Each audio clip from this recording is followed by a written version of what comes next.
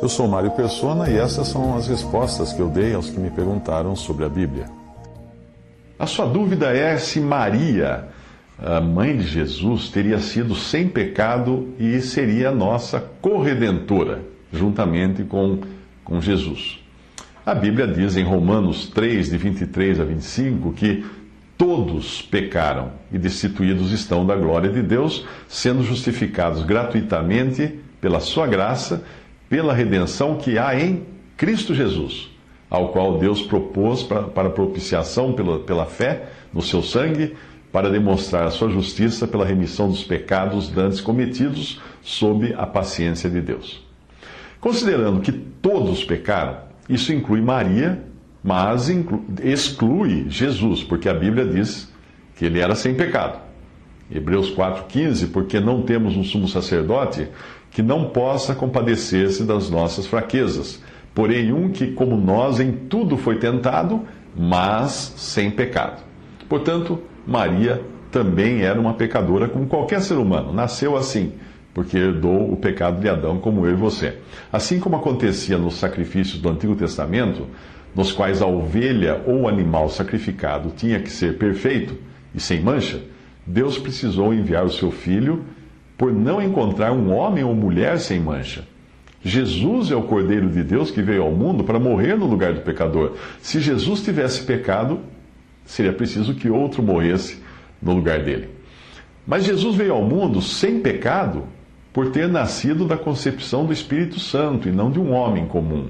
Maria foi o receptáculo desse ser divino. Por não ter nascido da descendência de varão, de um homem, Jesus não herdou o pecado de Adão. Para que Maria fosse sem pecado, ela precisaria ter nascido da mesma maneira, concebida pelo Espírito Santo. Ou seja, uma concepção virginal da mãe de Maria por obra do Espírito Santo, o que não é o caso. Nós sabemos que não há qualquer evidência nesse sentido. Considerando que Maria era humana como todos nós, e não divina como Jesus, o Filho de Deus, o Filho eterno de Deus, ela tinha em si também a natureza pecaminosa como qualquer ser humano. Qualquer ser humano que nasce nesse mundo, desde a sua concepção, é pecador. Bebês não ficam pecadores depois que pecam, eles nascem pecadores, porque eles trazem em si a natureza pecaminosa que mais tarde os levará a pecar.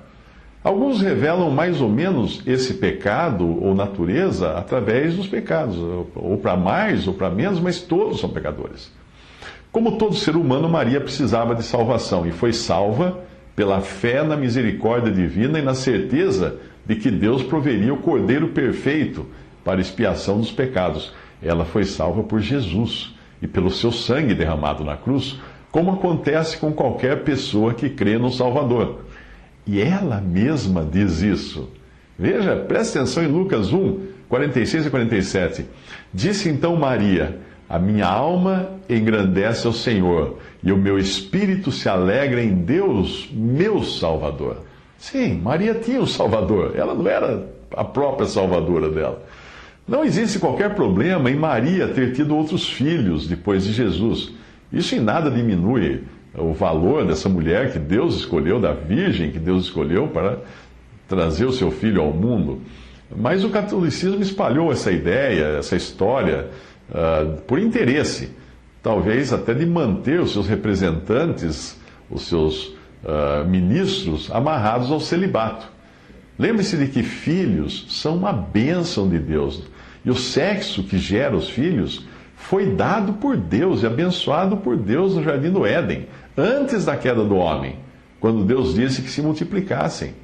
Certamente, quando Deus disse isso no Jardim do Éden, ele não estava pensando em algo como polinização, mas ele estava falando da relação sexual entre um homem e uma mulher, entre o marido e a sua esposa. Agora, respondendo a sua outra dúvida, se Maria fosse corredentora com Jesus, ela precisaria ter sido divina, perfeita, sem pecado e fruto da concepção do Espírito Santo.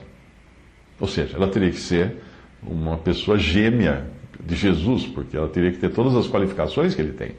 Além disso, se fosse assim, nós não teríamos mais uma trindade, nós teríamos não sei como é que chamaria isso, de um Deus em 4 pessoas. Além disso, ela precisaria ter morrido, ela precisaria ter derramado o seu sangue para expiar os nossos pecados. Quem redime alguém precisa pagar um preço. E no caso da nossa redenção, o preço que devia ser pago era o sangue de um cordeiro sem defeito. Nós não encontramos nada a respeito de Maria morrendo para pagar o preço do nosso resgate. Portanto, ela não pode ser a redentora do homem, porque ela não redimiu o homem com seu sangue. A Bíblia deixa claro quem é o redentor, sempre falando de Jesus. 1 Timóteo 2,6, o qual se deu a si mesmo em preço de redenção por todos nós, para servir de testemunha a seu tempo. Colossenses 1,14, em quem temos a redenção pelo seu sangue, a saber, a remissão dos pecados. Romanos 3,24, sendo justificados gratuitamente pela sua graça, pela redenção que há em Cristo Jesus, não em Maria. Hebreus 9,12, nem por sangue de bodes e bezerros, mas por seu próprio sangue, entrou uma vez no santuário, havendo efetuado uma eterna redenção. Esse, novamente, Jesus. Agora, para sua meditação, você já chegou a pensar na gravidade do pecado que as pessoas cometem quando consideram Maria corredentora? Pensa bem nisso. Elas estão insinuando que Jesus é meio salvador, meio redentor, e, portanto, insuficiente para fazer a obra completa da redenção do pecador. Querendo honrar Maria, acabam desonrando o próprio Senhor Jesus Cristo, Deus e homem.